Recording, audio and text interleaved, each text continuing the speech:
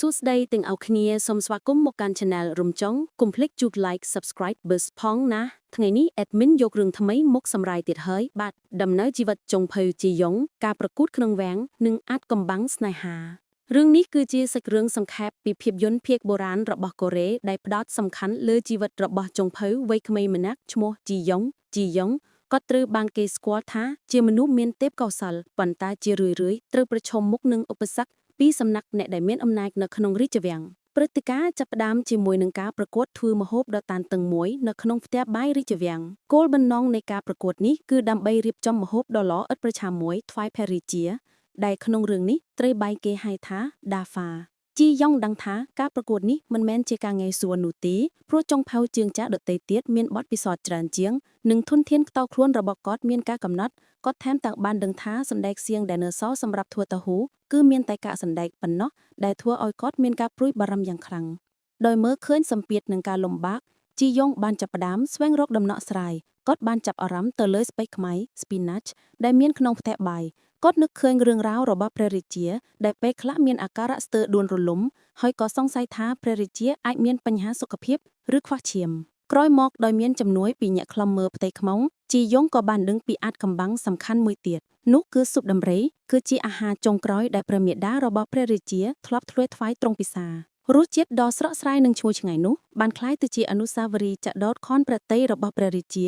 ទោះបីជាចុងភៅចំនួនជាច្រើនព្យាយាមធ្វើម្ហូបនេះឡើងវិញក៏ដោយក៏ព្រះរាជាតែងតែមានបន្ទូលថាមិនមែនជារសជាតិដើមដែរការដឹងពីការពិតនេះបានផ្លាស់ប្ដូរផែនការរបស់ជីយ៉ុងភ្លាមគាត់បោះបង់ចោលគំនិតធ្វើម្ហូបបែបអឺរ៉ុបអ៊ីតាលីនិងសម្រាប់ចិត្តធ្វើស៊ុបស្ពៃខ្មៅដែលជានិមិត្តសញ្ញានៃសុខភាពនិងការលងលោមជីយ៉ុងដឹងថាគាត់ត្រូវការគ្រឿងផ្សំពិសេសៗដើម្បីបង្កើតរសជាតិដ៏ស្រស់ស្រាយនោះគាត់បានព្យាយាមចេញទៅរកគ្រឿងផ្សំបន្ថែមប៉ុន្តែត្រូវបានចុងភៅដទៃរាំងពេលនោះព្រះអង្គម្ចាស់លីសៀនដែលមានឥទ្ធិពលខ្លាំងបានចេញមុខនិងបញ្ជាឲ្យគេដោះលែងជីយ៉ុង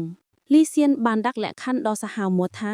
បើជីយ៉ុងចាញ់ការប្រកួតគាត់ត្រូវតែកាត់ដៃម្ខាងជាថ្នរដើម្បីសង្គ្រោះដៃទាំងពីរជីយ៉ុងសម្រេចចិត្តប្រថប់ស្លាប់រស់ដោយពេលវេលាកាន់តែខិតជិតដល់ទីបញ្ចប់ជីយ៉ុងបានស្នើសុំជំនួយការរបស់គាត់ឈ្មោះចាងជីងឲ្យចេញទៅរកគ្រឿងផ្សំពិសេសដោយត្រូវការជាអកុសលចាងជីងត្រូវបានក្រុមមនុស្សរបស់ចាងម៉ូជូ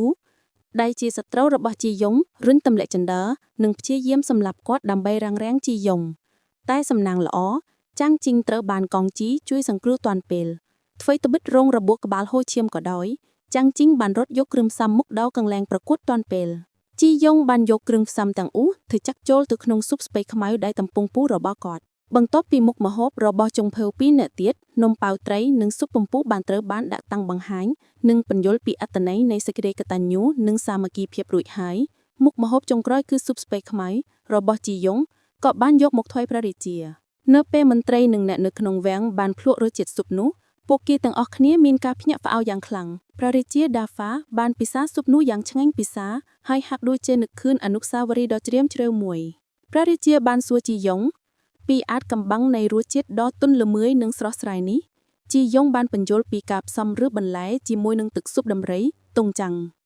ដែលផ្ដល់រសជាតិផ្អែមប៉ុន្តែអាចកំបាំងចុងក្រោយដែលធ្វើឲ្យព្រះរាជានឹកដល់ម្ដាយនោះគឺការបន្ថែមខ្ញីជីនជើនៅក្នុងស៊ុបមុនពេលបញ្ចប់ដោយសារតែស៊ុបរបស់ជីយ៉ុងទទួលបានជោគជ័យព្រះរាជាសប្បាយព្រះរតីចំណែកឯចុងភៅដែលចាញ់ត្រូវកាត់ដៃពេលឃើញទស្សនវិជ្ជានេះជីយ៉ុងដែលជាមនុស្សមានចិត្តសប្បុរសទៀតបានលុតជង្គង់អង្វរឲ្យលីសៀនលើកលែងទោសដល់ពួកគេការអង្វរនេះបានធ្វើឲ្យលីសៀនឈឺក្បាលយ៉ាងខ្លាំងរហូតត្រូវបបាំងការកាត់ទោសហើយបង្កប់ឲ្យចុងភៅដែលចាញ់ទាំងពីរតាមរៀនធ្វើម្ហូបពីជីយ៉ុងវិញជាបណ្ដោះអាសន្ននៅពេលយប់លីសៀនបានទទួលដំណឹងដ៏ទុក្ខស្លុតមួយថាលីសាងដែលជាមនុស្សម្នាក់អាចដឹងពីអាចកំបាំងពីការសម្លាប់ម្ដាយរបស់គាត់បានបាត់បង់ដោយបន្សល់តែស្នាមឈាមប៉ុណ្ណោះលីសៀនមានអារម្មណ៍ឯកានិងខូចចិត្តពេលជីយ៉ុងត្រូវបានគេហៅទៅធ្វើម្ហូបពេលយប់គាត់បានឃើញលីសៀនសន្លប់នៅក្នុងដៃលីសៀនបានភ្ញាក់ឡើងហើយដោយក្តីទប់ចិត្តមិនបានគាត់បានចាប់ជីយ៉ុងទាញចូលទៅក្នុងរង្វង់អោបហើយព្យាយាមថោកការតាក់ទងរវាងអ្នកមានអំណាចនិងចុងភៅវ័យក្មេងម្នាក់នេះក៏បានចាប់ផ្ដើមលាតត្រឡាក់ខ្លាំង